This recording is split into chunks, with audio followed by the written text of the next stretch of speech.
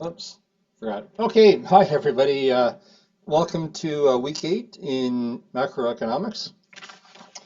My plan this week is to do 4 videos, this agenda video, and then a separate video for each of chapters 9, 10, and 11.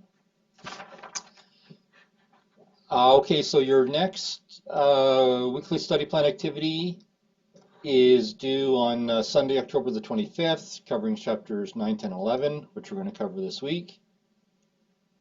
And then your third quiz is due Sunday, November the 8th, covering chapters 9, 10, 11, and 12.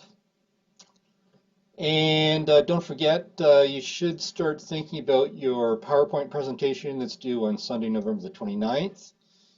Towards the top of the class Moodle folder, I have a folder there with some list of some possible topic ideas that you might be interested in using. And you can also register your topic. The purpose of the registry is to sort of let other students know what topic you're interested in doing, so that not too many people pick the same topic. I mean, it would be kind of boring if everybody picked the exact same topic. So here's a way of kind of registering your topic idea. You don't have to use this registry, and there's nothing wrong with multiple people doing the same topic. Anyway, so don't worry, even if somebody has a particular topic checked off and you're interested in doing it, go ahead and do it. Don't worry about it. Okay, so this week we're off to chapters 9, 10, 11. Okay, so on the one hand, doing 3 chapters in 1 week sounds like a lot of material. However, as you know, these 3 chapters cover these 4 economic classes of industries, and it makes sense to compare them all at the same time, so the material's all fresh in our mind when we're looking at these different types of industries. And the good news is, after this week, there are only 4 chapters remaining in the course. And although we do have lots of questions on the publisher's website corresponding to these 3 chapters, by the end of this week, we'll be finished almost 75% of the course material. And I guess that kind of means that we're getting into the tail end of the course, and I know that could be making some of you a little bit sad, but don't worry. Next term, of course, we have macroeconomics, so we have more economics to look forward to. Okay, so in these 3 chapters, we look at these 4 economic classes of industries, so-called perfect competition, monopoly, monopolistic competition, and oligopoly. And the authors use a similar format in looking at these different types of industries. So firstly, they look at the features of the particular industry. They look at the features of the market structure of each of these 4 types of industries and how firms behave in these 4 different industries.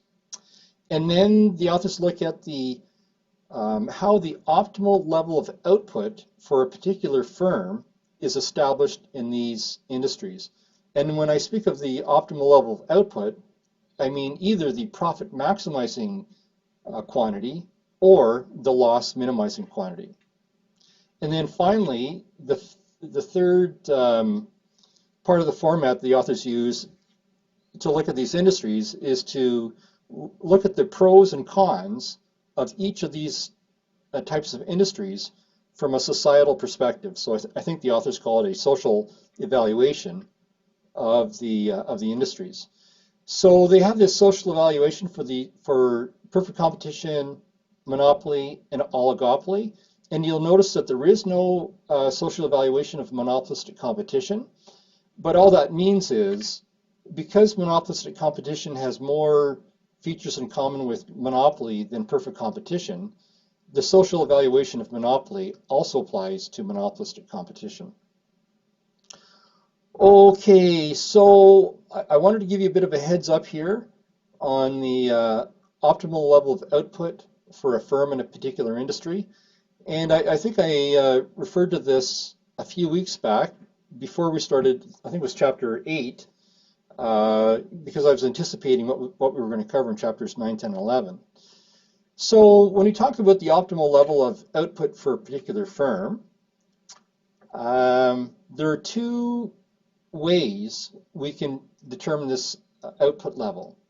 So the first way is to find the quantity based on total revenues and total costs. So we know that if we're trying to maximize our profits, we want to find the quantity where the difference between total revenues and total costs is a maximum. Or if we're trying to minimize our losses, it's the quantity where the difference between total revenues and total costs are minimized. And then the second approach, so the first approach is looking at total costs and total revenues, and the second approach is looking at things on a per unit of output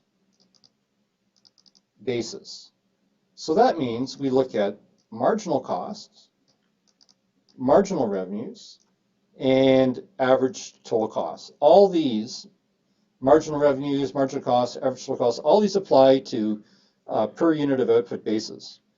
And when we use the second approach, the profit maximizing quantity, or the optimal output quantity, is the level of output where marginal revenue equals marginal cost. This is the rule.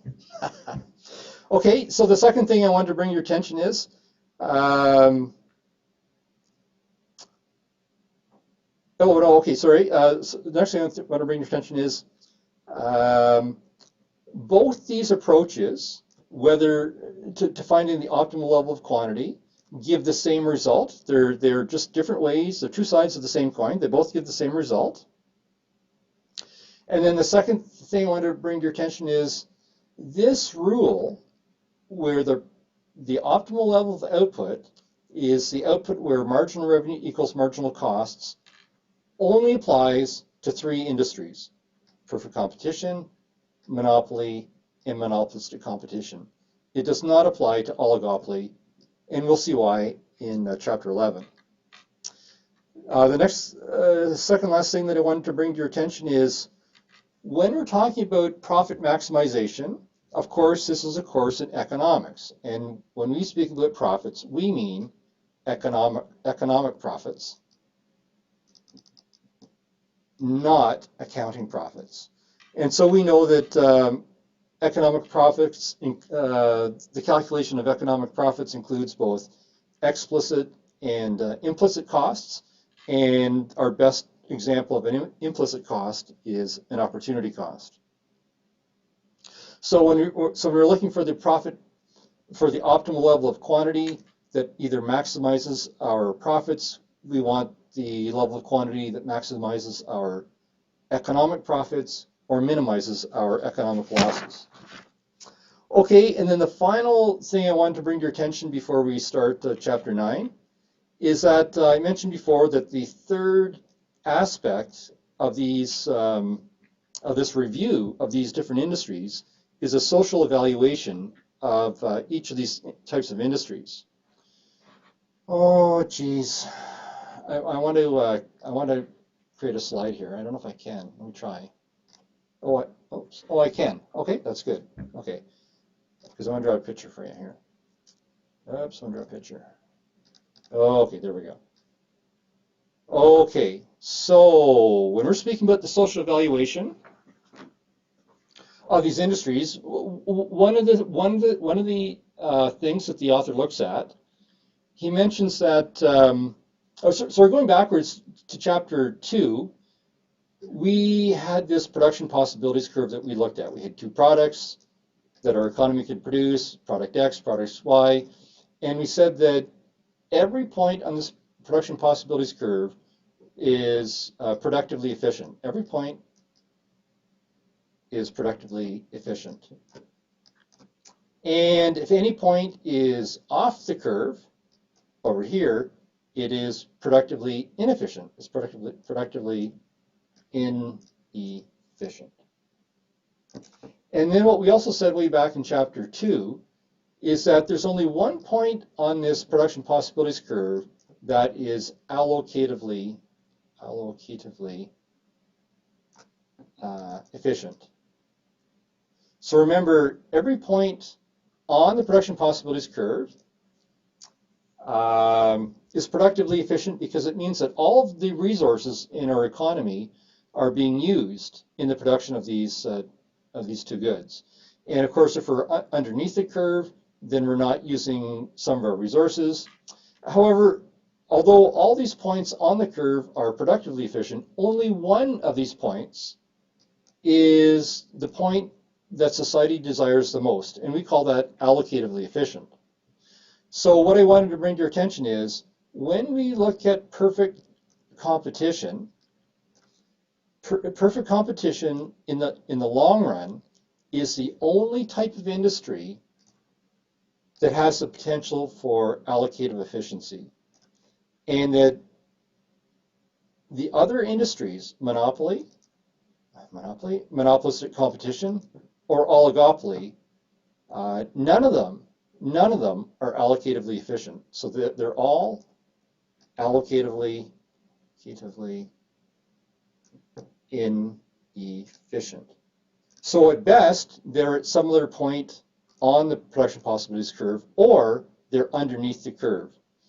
So we may say to ourselves, geez, if these other forms of industries are not allocatively efficient, and maybe they're not productively efficient either, they must be an inferior form of industry.